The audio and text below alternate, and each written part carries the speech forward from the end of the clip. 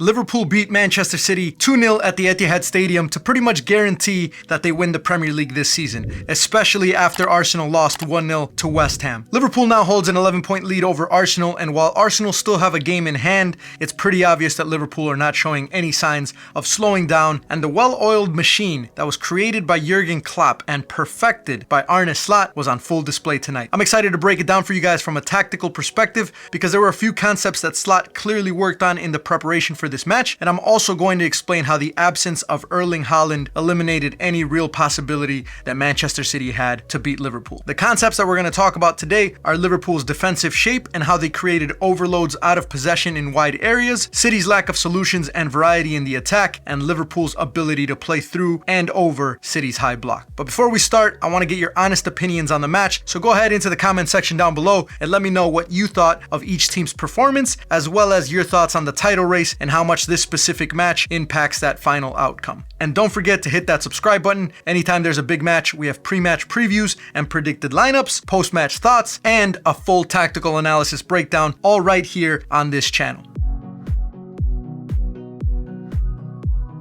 So let's start with Slot's genius defensive setup for Liverpool that was different than what he's done in the past. Liverpool lined up in a 5-1-4 out of possession, and it wasn't always the same player who joined that back line. Sometimes it was McAllister, sometimes it was Gravenberch, and at times it was actually one of the wingers. We all know that Liverpool usually play in a back four, so why did Slot feel the need to bring another player back? Well, I think it's because Guardiola likes to play with very creative wingers, and with Jeremy Doku and Savinho starting for City, Slot wanted to have extra players to help so that City's wingers wouldn't get isolated in 1v1 situations. We also know that Liverpool's biggest weakness is Trent Alexander-Arnold's defending, so Slot never wanted to leave him by himself. And even though he was dribbled past 11 times in today's match, Slot's player positioning ensured that City could not score any goals even after Trent was beat out wide. With that back line of 5, it would always allow Liverpool to send at least 2 players to step to Doku, and in a lot of situations they would even send another to make it 3v1. From there, it was very difficult for Doku to get in the box, and when he did, Liverpool did a fantastic job of blocking the lane to City players. Konate specifically was always in the right position at the near post, and Liverpool always had more numbers in the box than City.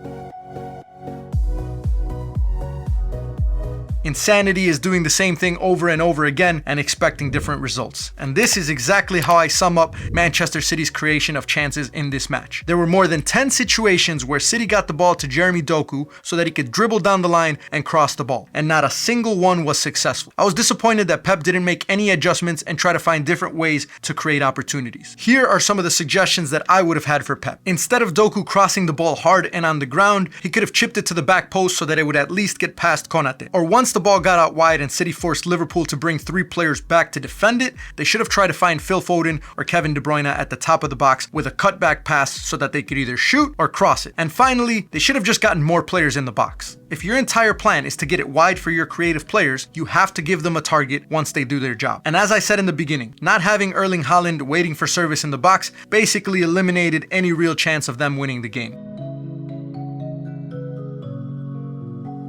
City did, however, have an interesting plan to defend Liverpool, and it almost worked. But the risk that they took ended up not paying off, and instead it actually gave Liverpool more opportunities to score. When Liverpool had possession and they started building out, City always wanted the ball to go to the right side, with Phil Foden cutting off the passing lane to Virgil van Dijk, so that Liverpool either had to play Konate and Trent or try and go over the top to Robertson. What Pep was trying to do was eliminate the long ball from Van Dijk to any one of the attacking players because everyone knows how good he is at being able to play it, but I think this is partly why Slot puts Van Dijk on the left side so that he still has Trent's passing ability on the right. And I actually think this would have been a really good tactic if Liverpool's player positioning in the build-up was more traditional. Nowadays, teams like to build with the 2 center backs and push the fullbacks high and wide. Slot has been very vocal about how he actually wants there to be less space between the fullback and the center back because the passes can then be more accurate and they can also play quicker. Earlier in the game, Liverpool were able to break the initial pressure on the right side, but ended up losing the ball slightly higher up the field. And the time that City did force Alisson to go over the top to try and find Robertson, City won the ball back and were able to score. But back to the brilliant performance of Konate, you can see his quick thinking and movement positionally to keep Marmoush off sides. So in the end, the goal was disallowed. And as the game went on, it was clear that Liverpool's technical ability to play out of the press and also how good they are at making the forward runs combined with City's high line, it really gave Manchester City no chance. Liverpool went up 2-0 through a ball over the top from Trent to Mo Salah, which was then passed to Dominic Szoboszlai for the finish. And even though Manchester City completed 378 98 passes in Liverpool's half, while Liverpool only completed 86 in Manchester City's half. Liverpool always looked more dangerous, with more of their passes breaking lines or getting in behind the back line. And as you can see, the only stat regarding passes that Liverpool beat Manchester City in was the accurate long balls. And so that was the risk that Manchester City took when forcing the ball to the right side. You give Trent the opportunity to do what he does best. But I'm not sure it really would have made a difference, because had they cut off that side and forced it to the left instead,